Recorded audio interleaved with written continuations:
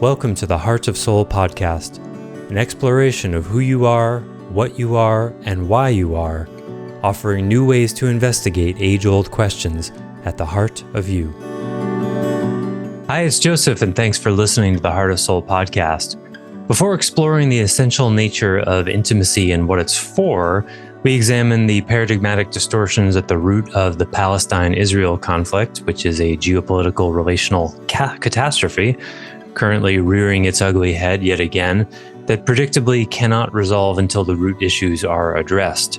On the subject of personal relationality, we discussed the critical surrender to intimacy as a vehicle for healing childhood wounds, how polyamory is an understandable but immature flight from that truth, and how the pursuit of fulfillment in intimacy reveals what's in its way. Thanks so much for listening. Greetings and welcome forward, everybody. We took a break. In case people didn't notice, there was no episode dropped last Friday. The reasons for which I'm not going to go into, but I did get one email from a listener who was, and she'll know who she is, I won't name her, to protect the innocent or whatever, expressing a completely unsolicited, "You guys are great, keep it up." And all we did was miss a podcast by 4 or 5 days or whatever. And I got this email. So I was really touched by that. Yeah, for sure. For anyone who was worried that we'd quit in the face of the rise of the difficulties of the world and all that. No, we will not be defeated. We will continue. Hi, Stace. Nice. Hey, greetings. So before we go into our realization du jour, I'm pretty sure, we covered that everything is real and some things are realer than others last time. And so the next on our list is that the primary point of intimacy is to heal childhood wounds. I could not miss the opportunity to talk about Israel and Palestine, which is an issue that has been a splinter in my soul since the early 2000s. And in previous lives earlier than that.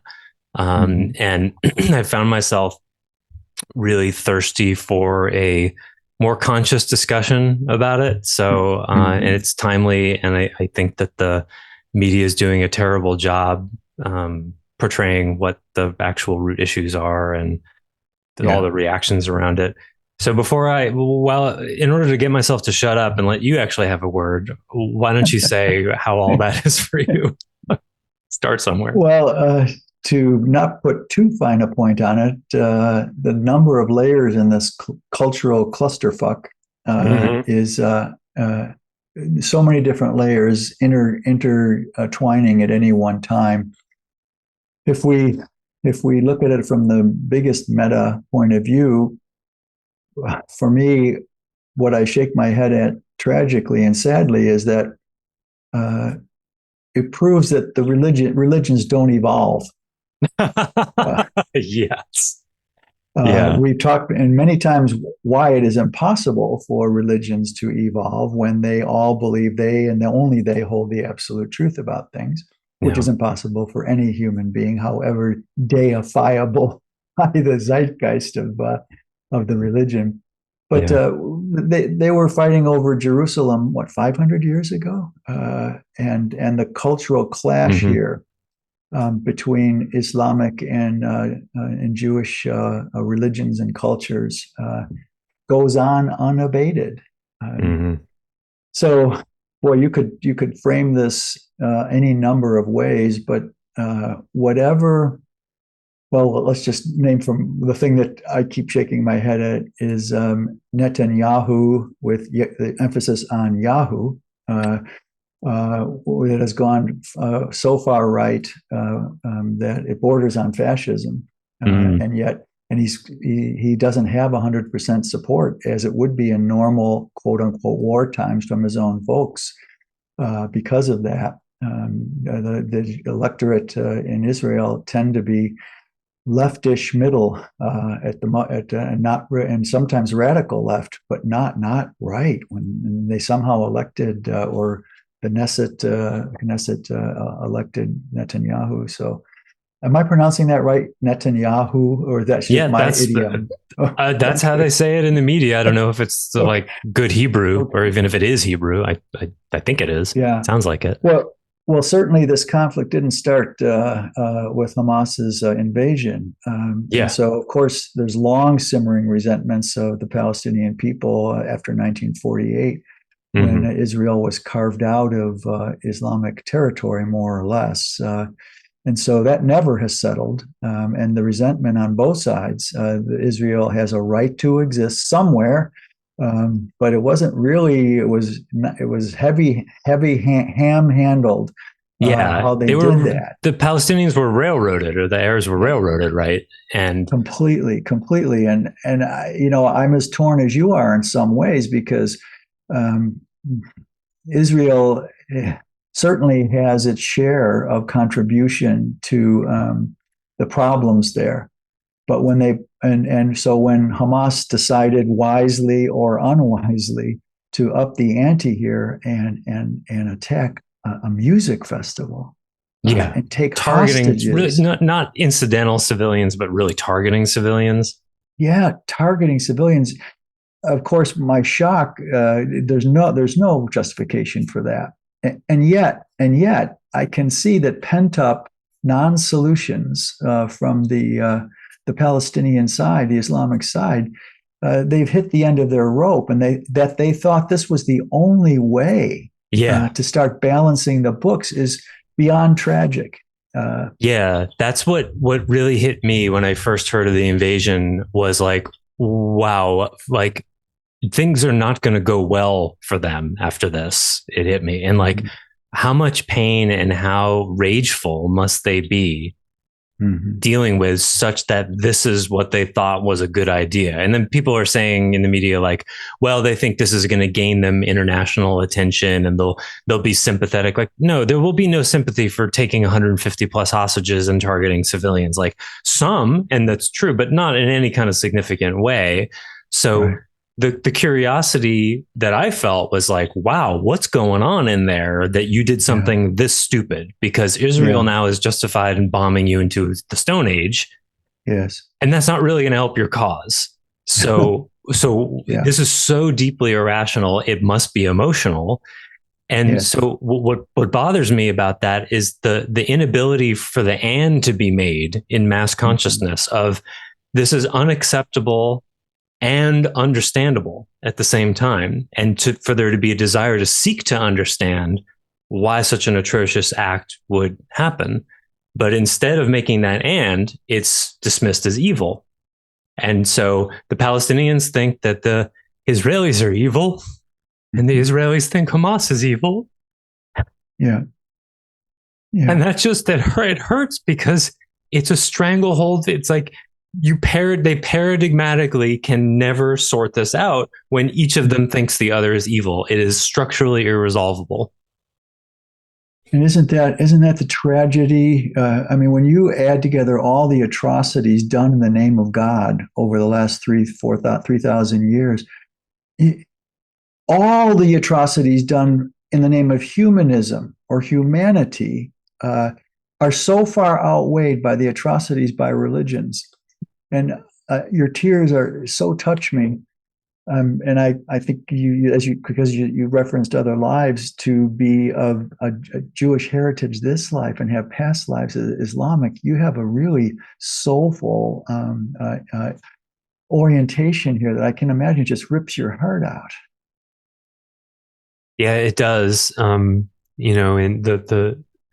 in many different methodologies, people will write eulogies for themselves as a way to clarify values or whatever.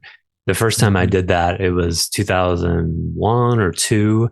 And for some reason that I would not realize for a long time, I don't know, Mm-hmm. 4 or 5 years after that, in my eulogy, um, the I was in very much a goal manifestation kind of way. So it was about all my accomplishments as an Enneagram, as a very unconscious Enneagram 3 at the time.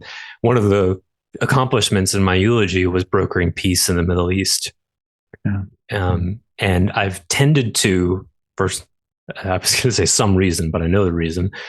even though I was raised Jewish, and of course the Palestinians have always been accused of terrorism, whereas with the Israelis are more organized and have better technology, and so what they're doing is military action, not terrorism. Even when they bulldoze civilian settlements, it's not terrorism. For some reason, I've always wanted to err on the side of the Palestinians, which was very confusing for me as a kid, hearing about these. So I've always felt like, they just got to resolve things, and the violence on either side is not okay.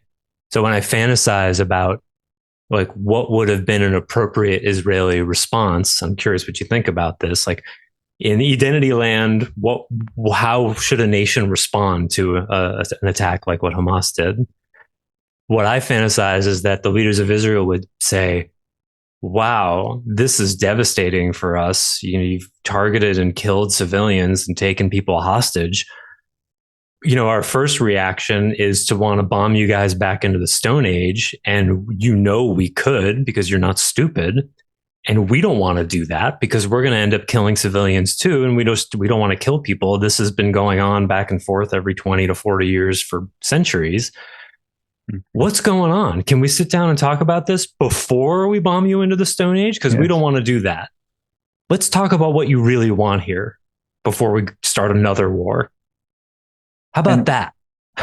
Joseph, you take the words basically right out of my mouth, because what that would have done is earn the respect of every country on the earth. They would have gone, they could do this, but look, they're opening their arms and want a solution. It would have villainized Hamas 100 times more. Oh, yeah, they would look terrible. And so, if they didn't engage in the conversation. Yeah, but with a leader like Netanyahu, what we're proffering here would be utterly impossible in the political climate there, even though I can imagine 60% of the Israelis, in Israel, if they heard what you just said, would have went, dude, that would have been the higher response, the more moral response. We still can do it, but you must, guys, the Palestinians, you must be so desperate. What can we do? Can this end now? Can we find a final solution? And of course, all of this is in a world that doesn't exist right now, consciousness, zeitgeist that just doesn't exist. So it went the only way the dominoes could have gone. I only heard one rational opinion about what could have driven Hamas, and that was as a trap. That they did such an atrocious thing. They wanted to suck Israel into a thing, and then they had some sort of prearranged tactical or strategic response about getting them from all sides. But Israel can do so much from remote. They don't have to send in tanks and armies. So that one didn't seem to hold very much, but there were a couple outlets that were really extolling that these Hamas people are pretty smart, Well, that hasn't turned out to be the case. Yeah, and it's that exactly. I've read some of that stuff, and it all reads as like, well, I'd be able to entertain that kind of thing if you also honored like how possible and likely it is that they're in so much pain and so angry that they're doing irrational things. Yeah. Because like that's what terrorists do. They do irrational things. Like no terrorist has ever succeeded in changing hearts and minds through terrorist acts. Like that's not a thing. So Q911. Yeah, it's just it doesn't work. So it's obviously it's not like they're like, well, maybe this time it'll change hearts and minds. Like that's not what's going on. The same way, someone who it's someone who commits violence person to person. It's like at what emotional maturity age do we learn that might doesn't make right? And that we can't solve our disputes through violence, whether physical or emotional. And like some of us never learn that. I can admit that like there have been times in relationships where it's easy to condemn nations for not resolving conflicts peacefully. But how good am I at resolving conflicts peacefully? When someone rages at me that I love, how often do I rage back? That's the same thing in context. It's not physical violence. Right. right? But it's And energetic. Yeah. yeah. And so there's not an appreciation that in our society either. It's just like, people are either on the side of Hamas or at least, in some, liberal progressive, like, well, they're occupied. And so it's understandable kind of thing, or on the side of violence. But instead of being like, oh, this is an expression of how very few human beings on this planet have actually know how to deal with conflict in a mature way. We all suck at that. And if you have been burned before and have access to weapons, then it tends to escalate. But we just suck at conflict as a species. Yeah, and this is another tragic example of it that has no really solution base in the content of the activity. Yeah. Joseph, it strikes me here that if you're going to attack, even unilaterally, like Hamas did, militarily, then keep it militarily. This is what I couldn't understand, and that there's an integrity in that. Okay, the absurdity of war is beyond a capital A absurd, first of all. But if you're going to play at that horrific game, the least amount of integrity you have is that military against military. And if you're outgunned, which they are by technology and armament and the monolithic backing of the United States, did they think that they could do that with Israel and not engage the United States? So you can frame it: one man's terrorist is another man's freedom fighter. Yeah, especially because literally right now, as we speak, the U.S. is backing Ukraine with a whole lot more money than we'll probably ever put into Israel. So it's like, it's already demonstrated that, like, entering into a war with Israel is entering a war with the US. So what fascinates me is like you were saying about all, like, well, what explains this? What explains this? And there's no conversation about how wounded they must be. And the people who do go to how wounded they must be do so irrationally and try to justify their actions. Like, no, the actions are unacceptable and the emotions are understandable. Both. How fucking hard is that? It's but that's the low CQ, or consciousness quotient, of our species, as you hinted at before. We don't know how to resolve conflict because, if we go down the rabbit hole, we never learned how to resolve the conflict of what we didn't get in childhood in terms of love bandwidths. As we say 1,000 times in this series, there's no lack of love in this world. It's the lack of a certain bandwidth of love that children in their newborn to young child age have a whole different a bandwidth of love they need that the parents have forgotten how to be able to provide, or were never taught to provide. So there's your first conflict, right? Yeah. And so, in that sense, that's why our topic today also dovetails here. Yeah, it does. Where did our species' horrifically low CQ about conflict resolution begin? Well, it never even occurred in childhood, a conflict there. Well, we can enumerate that as we will here today. But the tragedy, the non-solutionability here is what just that's what's really hard, because it's like, it's already been framed inaccurately. So whatever happens, they're just going to dead end the incomplete paradigm for conflict resolution and everything else. A lot of people will die. Maybe possibly some territories will be redrawn, but in most extreme. But there's the paradigmatic frame on both sides precludes a true resolution, because Israel's in this, we will never be victims again, which causes them to be victims again. Yes, right? Exactly. Anytime there's any amount of attack, they have to overreact to make sure that they're not victims, which puts them into victimhood mode. And then terrorism always has as a root in it a cover over victimhood as well. The leaders of Hamas must have had horrible childhoods, such that they feel that here's this cause that they can outer direct their rage at their parents, at their oppressors, Israel, without ever having to deal with the original, only true oppressors, that was their parents in one way or another.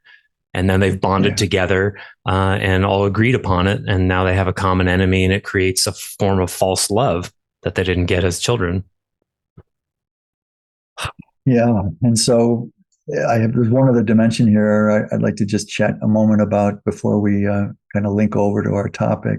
Mm-hmm. And that is Israel was doing genocidal things to its enemies in Galilee and in Judea centuries before Islam even existed in some way.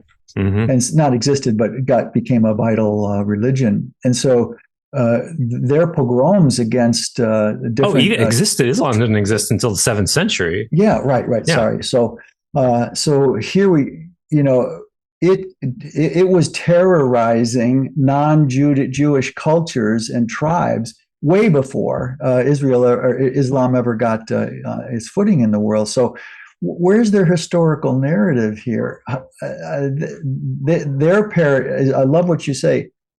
No, the world does not look at ourselves or any arena of the divine of the human, divinely human, through paradigmatic lenses.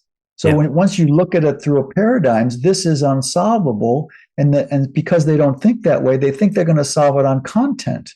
And even if there was a ceasefire today, what happens next time someone gets a burr up their butt on either side here?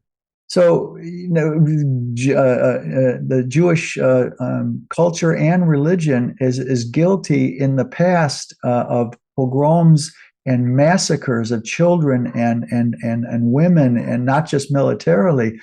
So where do they get off on taking the high road in that one sense? Even though, there were historical narratives that did entitle them to some acreage there in 1948. And so the thing is such a clusterfuck that without the paradigmatic lens, it's unsolvable. Yeah. And that's, I think, what hurts the most for me, and to makes it claustrophobic, because it's like, just to see they're whatever they do, there's no resolution. And then the phrase you said, ceasefire, is such a great example. Ceasefire, behavioral control. Yes. We'll stop fighting. How well does that work between two people? Okay, both of you just stop fighting, go to your corners. Wait, why were they fighting in the first place? Doesn't matter. Just stop fighting. Just control yourself, and things will be okay. Well, how long can you pull that off? Yeah, it's behaviorism. So what I love about you wanting to bring this topic today is that if a paradigm that touts the possibility that it can diagnose from meta-paradigmatical dimensions all the way down to personal emotivity and back again, to be able to see through or have an opine about how a paradigm like ours sees these kinds of lower consciousness paradigms of religions that keep repeating and repeating and repeating. What's wrong with this picture? Why is this still persisting? Why are they're still fighting over Jerusalem in one way? So what has evolved? What has changed in all these in this half a millennia? Because that land is holy, and all of the other land is somehow in the world less holy. Just even that paradigmatically. As if I thought, in both of their paradigms, it's all God, right? It's all there's nothing that's not God. But Jerusalem's really God. What dirt is God is God. Technically, nothing is holier than anything else. And if we haven't said this before for listeners, Identity says there's no dirt on earth that's more holy than any other dirt. And so any projection of any religion that says this is ours, this is sacred, this is holy, don't spit on our parade, is stuck a couple thousand years in the past. So everyone involved, every Arab and Jew in that region would have to emotionally process whatever attachment they have to that, quote, holy land, to arrive at whether they actually should be living there or not. Yes. Because if they have an attachment to this land is holy and I have to be here, then that trumpets how likely it is that they should be living somewhere else, because it's coming from fear. Exactly. And then the territory could be divided up from after that, and maybe it would all be fine. Who knows? But no. They've got to compete for or the scarcity. As Gandhi forwarded, I think someone, a philosopher, brought this phrase, and then Gandhi popularized it. An eye for an eye until the whole world is blind. Yeah. How how many times do we have to do an eye for an eye, action reaction, action vengeance, before we get that all we're doing is blinding ourselves to the deeper? Oh, there's only one race, the human race. There's only one race. And so, yet here we are fighting, because both Islam and Judaism, as we've said so often, were found to have a common ancestor in Abraham. And so we've got siblings fighting for dominance. Right. And they have a lot more in common than different, Yes. which is also part of the issue. And eye for an eye, tooth for a tooth comes originally from Hammurabi, which I believe was like 1700 BC or older than that. And so, it took like, a couple thousand years to be like, maybe that's not that good an idea. And it might take a few more thousand years for that to be embodied. But in the meta of things, of course, that these are younger souls who are learning, and they're dead-ending paradigms by being in constant conflict with each other. And that's a perfect bridge to our topic here then today. Thanks for bringing this forward, Joseph. And that is that, conflict resolution has always been behavioral, as you say, or strategic in its very least. And so what identity would offer here, we can reduce it with that bridge, that two siblings in conflict over getting mommy and daddy's attention, and they beat each other up. There's always underlying issues, subtle issues that drive behavior. Behavior is a means to an end. It's not an end. And it always has forebears in the unfoldment of consciousness growth. So let's tie it to where the first conflict comes from, as we already mentioned here. And that is this is a radical headline, that the whole point of adult intimacy is to heal childhood wounding. This is such an obvious thing to me. I never saw that truth or that realization anywhere in psychology or philosophy before. Maybe someone thought of it, but I never saw it. I looked. And so it's so bloody obvious. How can you miss it? In that sense,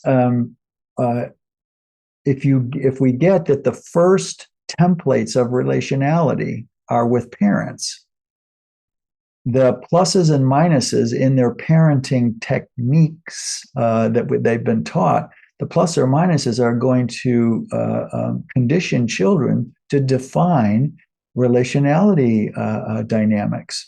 And so this is where it starts.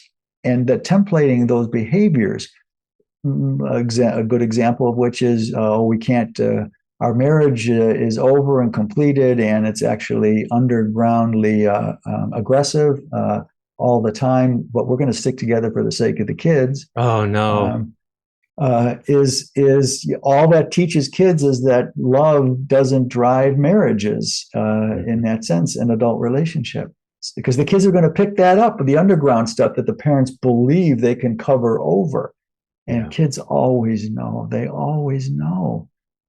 So this is not about blaming parents who do the best they can do. It's about shining a very harsh light on parenting and how little we've ever gotten good guidance on parenting. So if armed with that template, where kids, first of all, don't get a bandwidth of love that they need to prosper in their authentic emotive being, when you start with that, then you add the conflicts that they see in parents that go unresolved, as we've already made the template with the current situation in the world. You've got an astoundingly obvious situation, Joseph, right? Why do we have to reinvent things every generation? I see this in a lot of different domains. I'm sitting here, and all of a sudden it's a dawning on Gen X about da da da da da da da. when this has been in every generation, maybe for 300 years, and yet they have to relearn it over. Every generation has to relearn what we've already learned as a species, should have already learned. It's very slow. Yeah. It's like, oh my God. It's like as soon as the paint dries in the room, somebody starts repainting it. and then these really basic realizations. I mean, I know the young souls populates 3/4 of the planet. I get it, but that affects everyone's experience in the world. That's the problem. There's plenty of old souls in Israel and Palestine right now who are not pleased about what's going on, surely. Yes. But since older souls aren't duped into power dynamics, they're not electable. They're not. They don't aggregate to political fufara. They won't play that game. And so what does that do? It defaults to power mongers. Even if there's more heartfulness in some left ends than there are right ends in the political landscape, it doesn't matter. It's still, we've got to have power to change the world. No, you don't need power. You need strength, which your suggestion that I agreed with 100%, that would have taken strength for Israel to say, wow, you guys must be hurting for certain in a way that just we're not getting yet, and that you had to get our attention by killing civilians before we bomb you. Let's talk. Mm-hmm. That alone would have been strength, not power. And we would, in our paradigm, power is the wound-based version of strength. Mm-hmm. And so that's why we don't have older souls in leadership positions. Yeah, unfortunately. And then that's a whole other trapped claustrophobic kind of thing. Like, well, how is that ever going to resolve? But one distinction I think that is important here to make about mainstream psychology and MFCC land and all that is in the areas where it's appreciated that there's an opportunity or a need to heal childhood wounds in intimacy. It's not in the mainstream circles put as the number one thing. And I think that's the difference between identity and everything else that I've seen. Identity would say, that's how I wrote it, the primary point of intimacy. Primary, yeah. And that is not the only one. Not the only primary one, but the first. And there's something that is very important when that is put first. Yes. And I admit that operationally, embodiedly, I have not achieved this yet. There's still a negotiation going on in me about that, because the embodiment of the idea that the primary point of relationship is to heal intimacy, is to heal childhood wounds. I don't know how to succinctly describe what that does. Partially because I'm very much in that right now. It was one thing you once told me, giving me guidance about the relationship that I was in. Let the relatedness change you. Yes. And that's something that a mainstream psychologist would not say. Yes. They wouldn't say that. Because we come from a place of the you that you think you are isn't actually you. Yes. That's where we start, because 70% of who we are is actually unconscious to us. So we see the conflicts and issues and challenges that are pushed up by relationality are really wonderful ways to see all of that unconscious stuff and demand, in many ways, a radical shift in being. If you're with the person you're supposed to be with, which is a very big if, as you often say. The same way one's passion path, one's destiny work will do the same thing. Yes.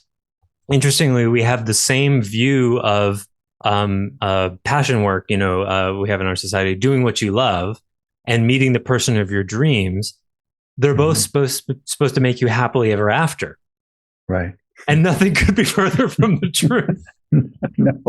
What it does is there is a wonderfulness and a fulfillment to it, but it also challenges all of your stuff, because in both cases it's the highest demand for the deepest, most soulful you to show up, and our protectors very much don't want that to happen.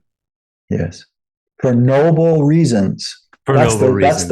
That is where it gets really sticky to be able to outwork it, embody it, as you say. But what you just said was back in the 90s. I heard somebody very clever who came up with intimacy. Into me I see. Into me you see. I've seen it both ways. Oh, into okay. me you see. Into me I see. Oh, I've I seen never it thought of both the ways. I, right? Into miss Yeah. my see. Yeah, okay. And that speaks to what you're saying about relationality. Let it inform you about you also. So that's out there in some headline way, but a dharma to actually embody and process that particular truth is just not out there. To put a fine point on it, the problem is as long as happiness is seen as the ultimate state of consciousness, yeah. then it will always eclipse the discomfort of looking at your unconscious issues in a relationship. Because if the frame, conscious or not, that you have for the relationship is, well, at the end of the day, this is about me enjoying my life. Yes. Then if that's your frame for your own life and your reality, then when things get hard, you're going to go, well, I don't think this relationship is working for me. When actually it could be doing exactly what it needs to for you, and you need to go further into the difficulty rather than bailing on it. Easier said than done. Yeah. Easier said than done in so many different dimensions. So, I love that you touched on that rabbit hole, because that background assumption about happiness, of course, identity says it's the most active drug of humankind consciousness on the planet, because it's unassayed, it's unanalyzed what happiness actually means. I mean, and this is the crazy part. Even a neuroscientist or a fairly decent psychologist or psychiatrist would say that might agree that 2/3 of what impel our motives to intentions to actions, and actions to outcomes are unconscious. It acknowledges the unconscious, but there's no access to the unconscious. And so how could happiness as the main driver of behavioral intentions, behaviors, and outcomes, if that's going to be rooted, the deeper stuff's going to be in the unconscious. And yet that simple alacrity is just so absent. It's heartbreaking to me. How that's there's absent. A resignation. It's like, many more advanced neuroscientists or therapists or whatever be like, yeah, there's a lot of unconscious driving our actions, but there's not a real passion or curiosity to like, well, what's in there? I mean, that's like what the foundation of psychology was. How do we interpret dreams, for example, to discover what's going on in the unconscious? And then, within a few decades, it was, how do we control over the unconscious so it's not creating such messes? And that was behaviorism. Yes. And then that evolved into practicalism, where for me, psychology hit its Peter principle about 30 years ago, almost not quite 40 years ago. And then practicalism. Well, don't be a victim to your childhood, and talk therapy. Really, unless we hook it to drugs, it's not really effective for a good share of the cases. So there was no honest recalibration going on among in the philosophy of psychology that said, "Hey, folks, we've been at this for 90 years now. What are we really accomplishing if we need to augment it with psychoactive drugs? What is talk? What is talk therapy?" I know, it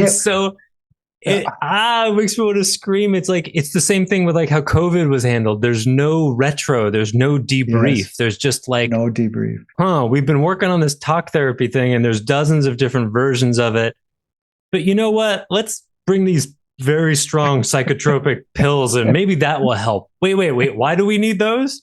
Does that mean it's like there's no admission of failure? Right. And that's the thing. In our species, the philosophy of whatever domain we're talking about is so bereft of accountability. If the meta to say, can we debrief why this is not working? That's what drove me crazy about 2008, for example, after all the bloodshed and blew a hole in the whole world economy, bless his heart, with the best of intentions, Obama, on a practical level, had to rehire a lot of the players who caused the damn thing in 2008 to happen with no accountability. Yeah. We'll do better next time. We'll have throw more regulations on it. Yeah. It's It just was like when so. Biden said this is a pandemic of the unvaccinated. Oh, And not God. long later, it became realized that the vaccine didn't. First of all, it wasn't a vaccine, so that was Right. there was no Yes. accountability for that. Why are you calling it a Right. vaccine when it's really effective as a flu shot? And it didn't Yes. stop the spread. So, like your Yeah. headline, "This is a pandemic of the unvaccinated," was completely untrue. How Yes. about a nod in that direction? Remember when I said that? Turns out I was Yeah. wrong.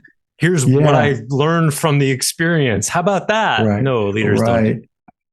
No, it was a pandemic of the vaccinated. It may have allayed people some of the degree of sickness in folks with Oh yeah. uh, contributing sicknesses that they had. Um, but I just read someone semi-famous who just died of the second or third time he got COVID, and he was fully vaccinated. And Mm-hmm. so this was absolutely crazy. Every time, if you catch it naturally, you may have subsequent reinfections, but each one will be milder given your own body response, assuming you've got a semi-healthy, hale immune system, right? And And that's that was also the been thing that was demonstrated that missing. natural immunity works Yeah. better than the quote vaccinated immunity, further Wait, wait. undermining that it's not a vaccine. Yeah. Oh God! And then the return to even the N95 masks, the porosity is much too big to keep out the COVID Mm-hmm. thing. So, but then they admit that up front, and then they say, well, it's better than nothing. Maybe it'll stop some rate of reinfection or et cetera.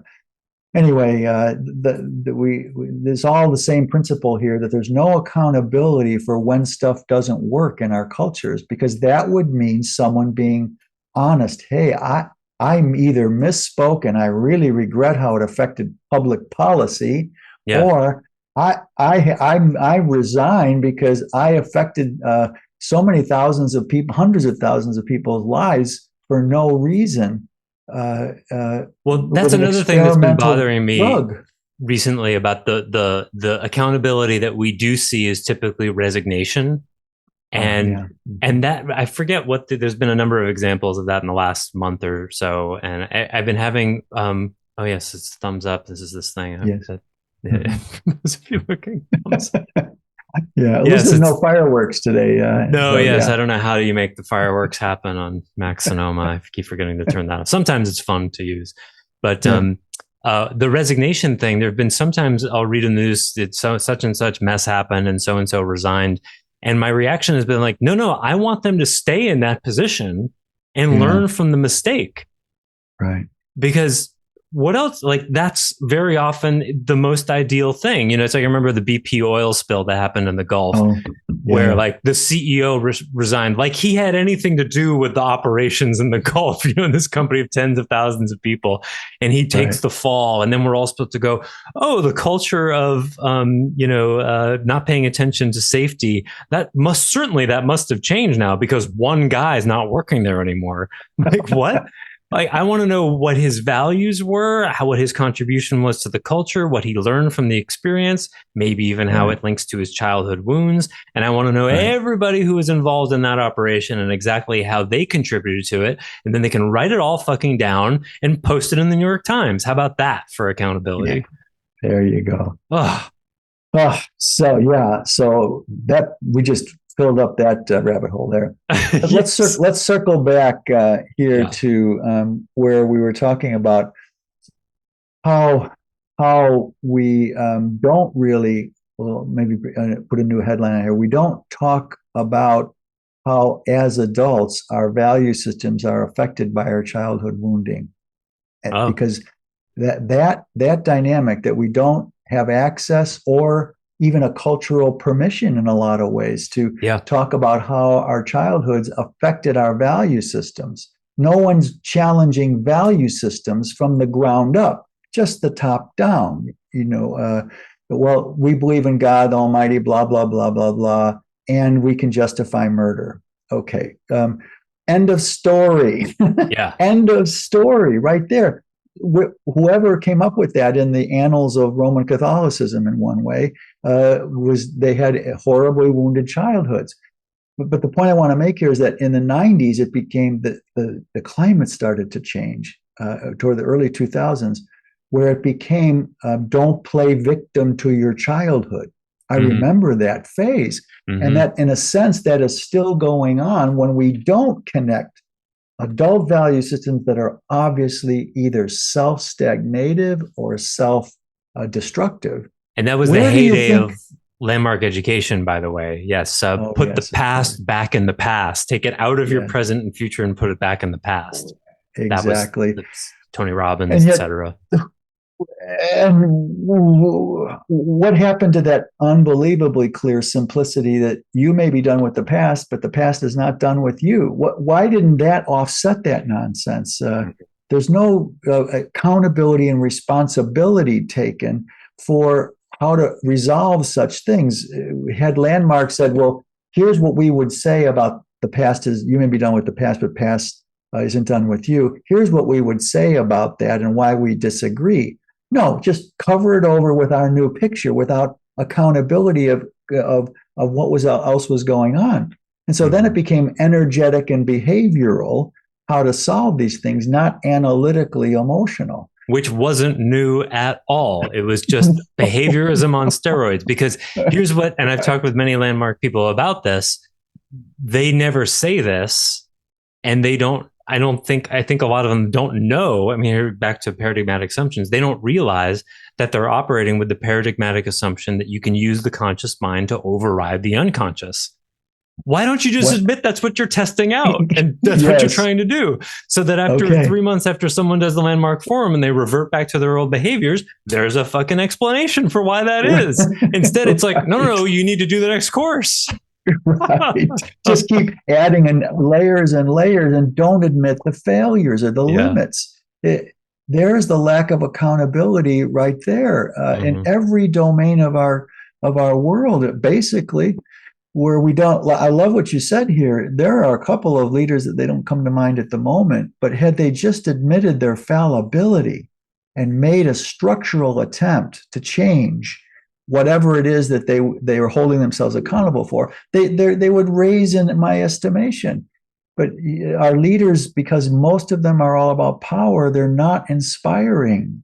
Anyone who's into power, the T-man, the orange man himself, his power is divisive and destructive in its end game. It's funny. Where's the analysis of that? I was just about to bring him up. It's funny you say that because I was going to say, if tomorrow he said, you know what I realized is that I became obsessed with winning a long time ago, and I couldn't bear the loss of the last election because somewhere inside me I feel like such a loser. If he said that, I would vote for him in the next election in a heartbeat over just about any candidate who's around.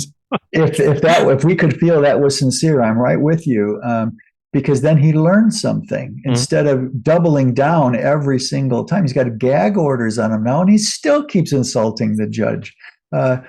So my version of that is if the T-man would say, I finally got what my niece, I think Mary Trump, I think that's his niece, the one who writes about his psychopathology. She's fucking right. I'm a narcissist. I just realized I put myself and what I get out of being president way more than I care about what it happens down to the living paycheck by paycheck folks.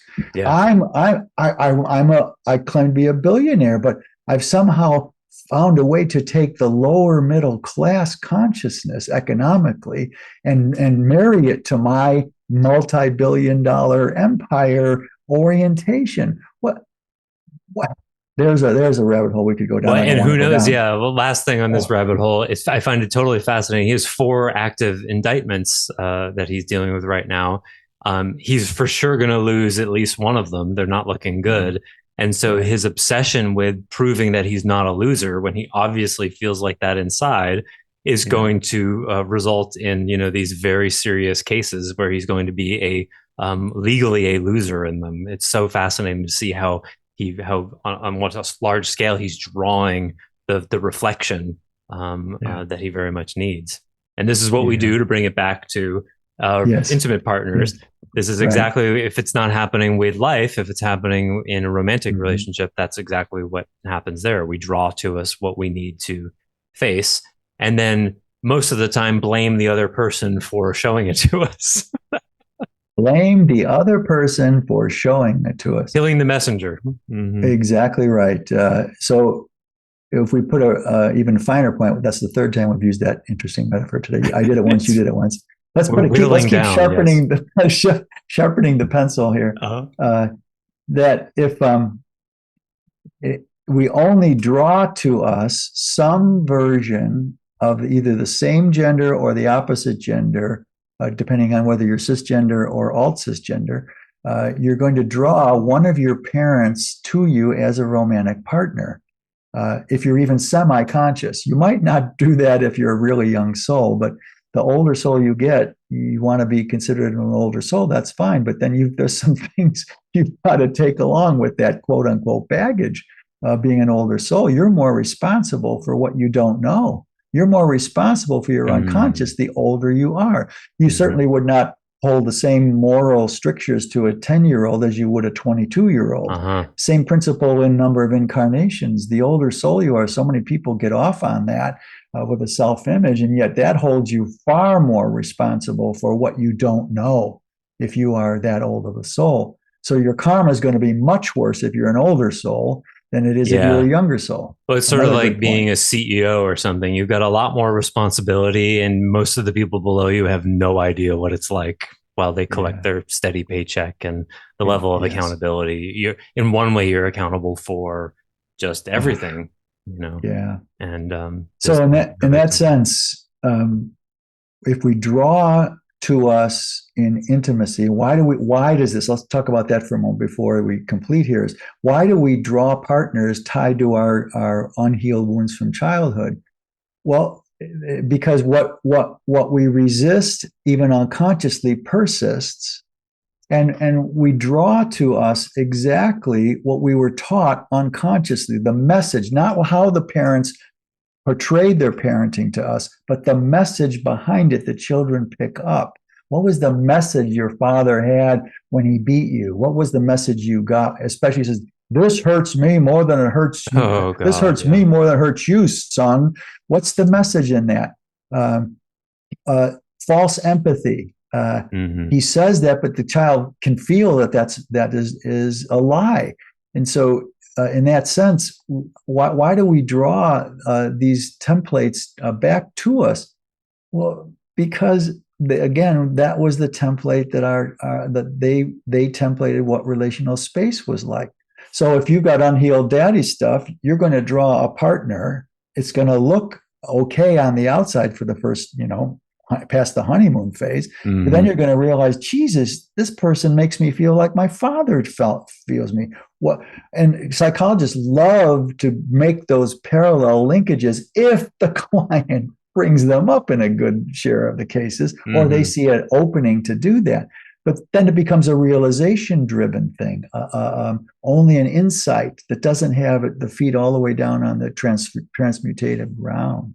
Yeah, because the So, point ultimately is that, I think in terms of the design of it, it's one of the greatest bait and switch tricks that divinity has on us. It's like the carrot is first there's sex, especially for uh-huh. men. We really, that's a basic human need. We really like that Yeah. companionship, loneliness. And, we have Mm-hmm. this idea of like, well, if I meet the perfect person, then I'll be happy and all of my woes and troubles and loneliness will go away, and that's what drives us into a relationship. And then after the honeymoon is gone, then the reality, and I just imagine, it's an anthropomorphization in some ways, but it's like I Sure. just imagine God being like, gotcha, now you have to feel what it was like as a kid, and this is the only way Yes. you could feel what it was like to be a kid again. Yes. um, because it's the best way to remember what you felt like to be a kid. As we've said before, the Yeah. close proximity, the physicality, the living together, Yes. all of that. It recapitulates what it was like to be a kid. And how else are you going to remember what it was like in a felt way, not just remember in a Yes. head way, Right. but in Right. a felt way to remember how trapped, paralyzed, unsafe, whatever. The only way is to marry, in quotes, partner up with some version of one or both of our parents. How else are we going to heal those wounds if it Yeah. doesn't do that? Yeah. Exactly right. And I'd like to add to that from a slightly different door. Uh, Sexuality and intimacy. When you're just doing casual sex, this doesn't apply. But when your heart gets engaged, Mm. and whether you consummate it with or without the state's blessing is irrelevant. Uh, Intimacy, adult intimacy, is the only thing that recapitulates the insane kind of closeness that you had with your parents as the templators of what it means to be human in relationality. So it's the only thing that recapitulates it. That's the structural reason, again, why we draw people from our childhood based on our adult life intimacy from our unhealed childhood wounds.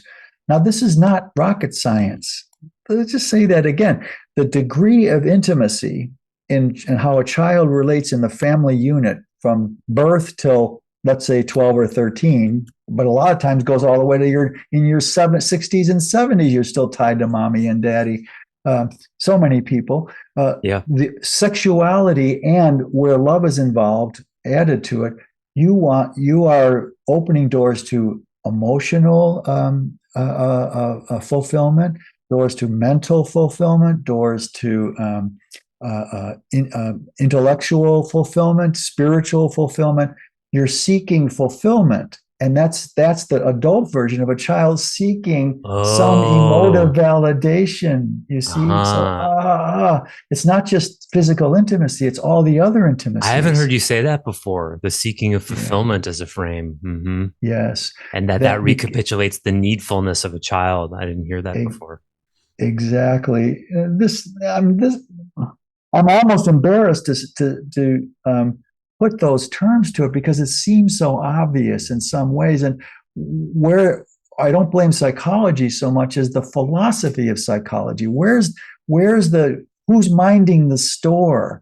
Uh, like you said about Landmark earlier, and wait a minute, can't why isn't talk therapy working? What do we have to do to get this to work? First, as we say so often, we're all responsible for the contents of our unconscious. There's nothing unholy or non-divine about the self, and we are. What was I always think? I always miss the. I can never get all three either. Responsible for the contents, we're emotional beings first, emotive beings first, The and self is sacred in itself. self is The sacred in self is itself. I don't sacred know in why I can't itself. remember all three. Yeah, I founded this not silly thing, and I still can't remember I sometimes can the remember bottom all the three. soul species. That's 27, Yes. but I can't remember that list of three. Yeah. So while we're laughing here in a sweet, kind of amused way, we're talking about a worldwide tragedy of the non-realization that intimacy is inextricably, when love is involved and you're seeking fulfillment, recapitulates the child's needs, the same level of depth and meaning that the child was seeking without even knowing it. And you got So, near this point, but let me add one more thing because it's extremely popular today, and that's polyamory. oh And God, the yeah, reason identity doesn't necessarily frown upon, but would have a lot of questions about polyamorous or casual sex or anything other than committed monogamy is precisely because it's yes, so likely that anything other than committed monogamy is an attempt to avoid the childhood wounds that inevitably and I don't know what the word is, the adverb, inevitably and supposed toly. I don't know what the word yes, is.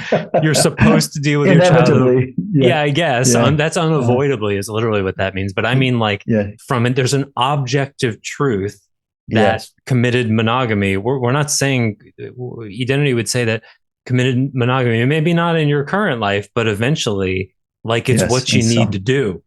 yes. And we Yes. assert that as like being objectively true, and it's not up to you whether you like it or not. It's just what you got to do. Just Yeah. like eating your vegetables. Like you don't have to Yeah. like the vegetables, but you're supposed to eat them. Yes.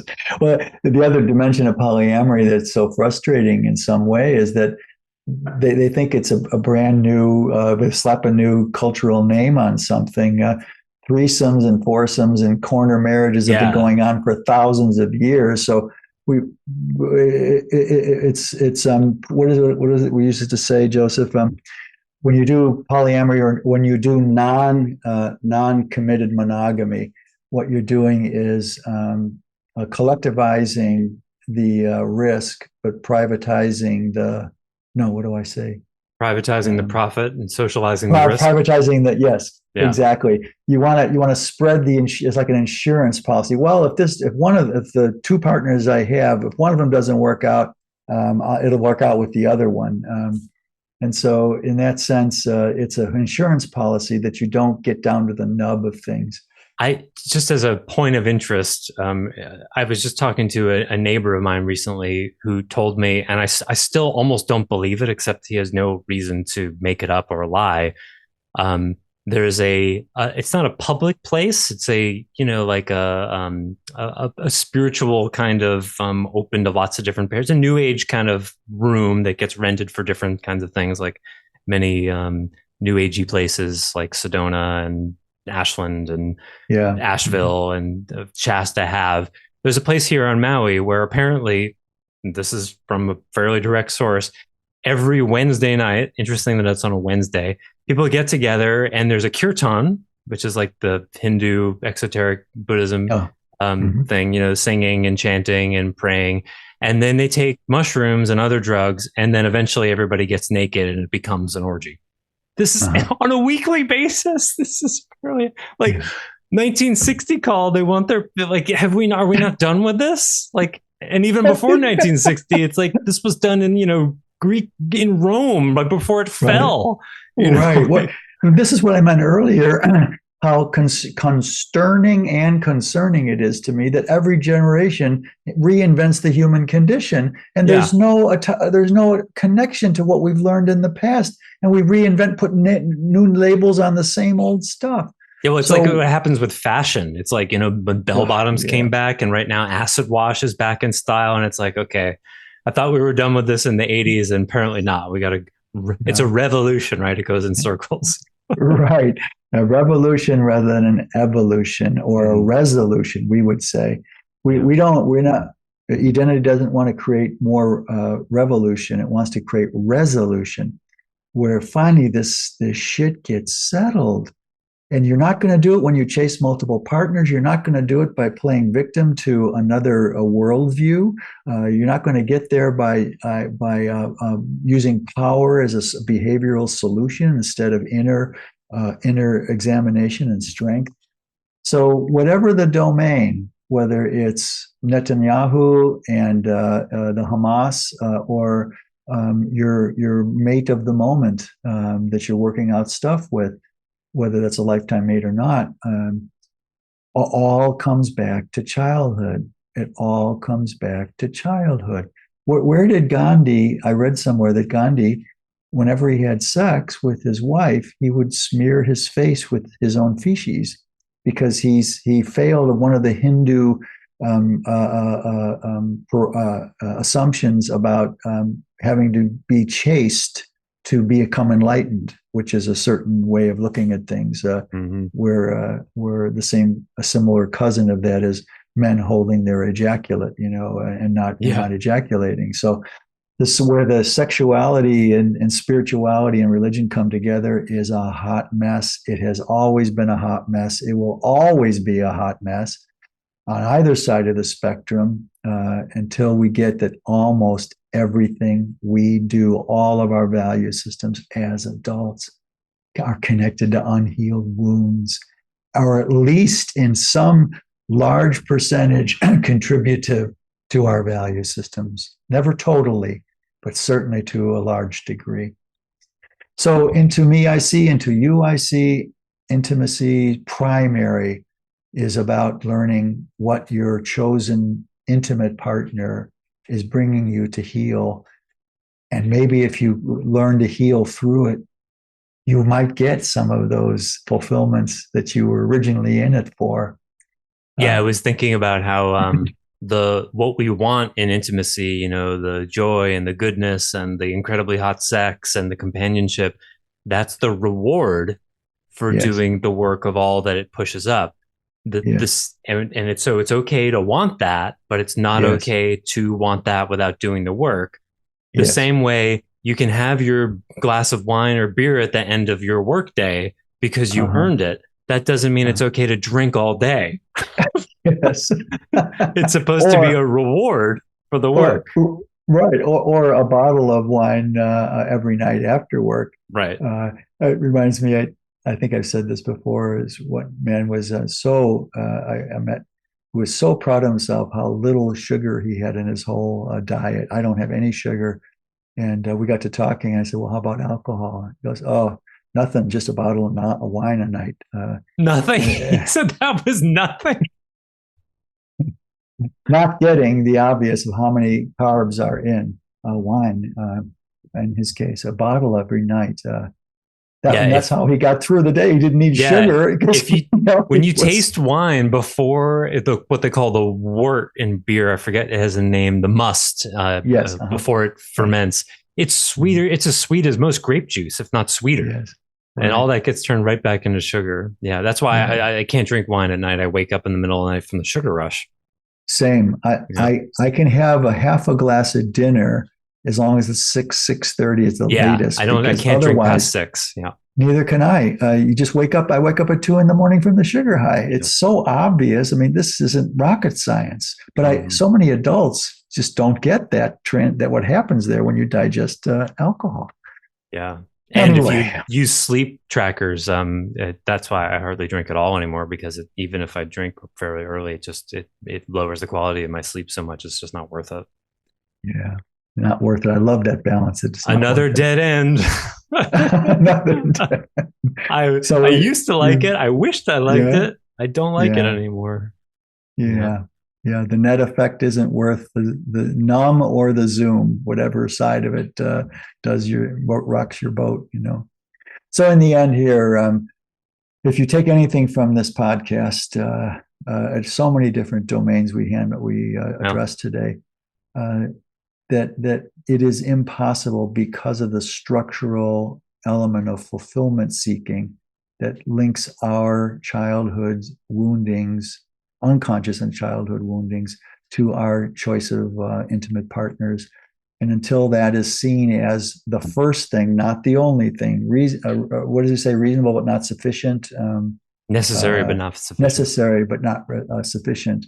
Then you'll start having a much higher CQ quality to your intimate relationships. And implicit in that is very much a surrender dynamic. It's the Yeah. surrender to, well, you may not want to deal with your childhood wounds, but, and you certainly can try to find a partner that won't push that stuff up. And you could, like polyamory Sure. usually is, Mm-hmm. or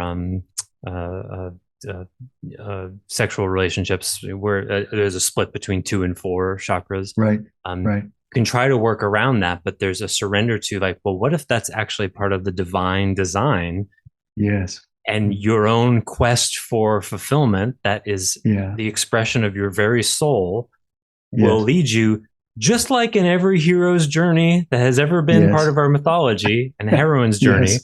Yes. Yes. The journey toward your destination is a learning and a transformative process, and that's the point. It's not Yeah. about getting the golden fleece or the holy grail or the whatever. Yeah. It's It's the that. arc of your own journey and how it changes you. Even in Star Wars, right? It's about Yeah. Yes. how you change, and that's the point. And Yeah. you have to make it about the content fulfillment issue, because it's a content based world. But in the end, it's about the context of your own soul's journey. Oh, baby, what a beautiful way to complete that. And part of me just hates it, just absolutely hates it. And when identity would say, if you didn't hate it, it wouldn't be starting to heal. Yeah. It's part of the process, right? Mm-hmm. So Because of course, we all just want to be happy and wish life wasn't so hard. And there's a surrender dynamic to there. I mean, that's the meta surrender of just like the dead ending of you can't control every aspect of your life. And the sooner you learn that, the better off you are. And so many layers of that, so many layers. Yeah, last point here is it occurred to me. I woke up one morning, didn't really know why I was feeling the way I was feeling. It was part joyful and part conflicted. And just like you said earlier about one day, one life, committed monogamy is the only way to heal, because you're going to dead end in any other configuration. You're going to dead end healing your childhood. Go one step further there. It's absolutely impossible to be in denial of what most essentially you are. And if we are love at our most essential being, then you can't slice up love into convenient categories that you prefer. Your very essential being cannot be resisted. And so you can't one day, one life, just like with committed monogamy, might not be this life, but one day, one life, the surrender to the essential love that we are made of occurs. And that's the day that identity would call the full embodiment of its paradigmatic assumptions, when we literally operate without an unconscious wound basis contributing in any significant way to our life. Wow. Yeah. That's the golden fleece in identity. I get the image of standing in a infinitely long rainstorm, wearing layers of raincoats and Gore-Tex and umbrellas, and it's like you can do, and then the rain is love, and you can do all sorts of things to not get wet, but the rainstorm is infinite, and eventually you will get wet and discover that it's not nearly as bad as you thought. And the fact that the human body is 70% water in that metaphor is right. That you're really actually already wet. Yes. Yes. Good one, Joseph. Okay. Yeah. Well, all right. Thanks for a very lively and heart-concerning reality check about the state of the outer world and the inner world. Yeah. Thank you, Stace. And next time, tentatively on the agenda will be a follow-on to this realization, that is that you have no idea how to relate with other people, which is sort of a corollary to the point of intimacy being to heal childhood wounds. Along that way is the realization is that you have no idea how to relate with other people, which is perfect timing for me, because I think I don't know, I'm surprised I actually wrote that when I wrote this list, because I'm really feeling it this last week or two. I started to actually, I found the part in me that actually realizes he doesn't know how to relate with people. And so been feeling the despair of that. So it's good timing for me. I'm glad we'll be talking about it. Okay. It's a deal. Yeah. All right. Thank you, Stace. Thank you, listeners. If there are any questions, as always, you know how to reach us. Until then, good luck and wish you well on your journey. Bye for now.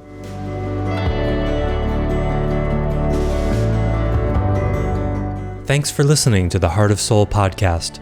To learn more about Stace Barron and Identity, please visit identity.org. To learn more about Joseph Shapiro, visit clearandopen.com. Until next time, we wish you well on your journey.